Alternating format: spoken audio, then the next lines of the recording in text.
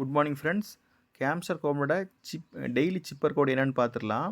இந்த வீடியோ எதுக்கு போடுறேன் அப்படின்னா, நிறைய பேருக்கு சிப்பர் கோட் கரெக்டாக போட தெரில. நிறைய பேர் 10 lakh காயின் மேலே மிஸ் பண்ணிகிட்ருக்காங்க டெய்லி. ஸோ அவங்க எந்த இடத்துல மிஸ் பண்ணுறாங்க அப்படின்னா, ஒன்று டைமிங்கில் மிஸ் பண்ணுறாங்க. டைமிங் எப்படின்னா கண்டினியூஸாக ஃபாஸ்ட்டாக போட்டுடணும், சரிங்களா? நீங்கள் மேலே வர்றது கூட பார்க்க வேண்டாம், ஃபஸ்ட் போட்டுருங்க.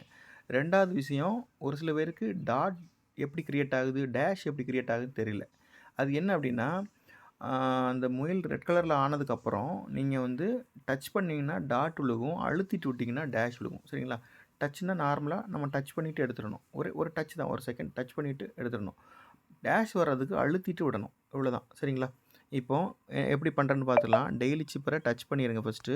இப்போ ரெட் கலரில் மாறிடுச்சிங்களா? இப்போ இந்த இடத்துல தான் நம்ம டச் பண்ண போகிறோம், முயலுக்கு சென்டரில். ஸோ எப்படின்னா, இன்றைக்கி வந்து சிப்பர் கோடு FUD எப்படி பண்ணன்னு பாருங்கள். Dot dot dash dot F வந்திருக்கும், அப்புறம் டாட் டாட் டேஷ் யூ வந்திருக்கும், அப்புறம் டேஷ் டாட் டாட். அவ்வளோதான், சிம்பிள், சரிங்களா? இதை வந்து மிஸ் பண்ணாமல் எல்லோரும் பண்ணுங்கள். Thank you so much.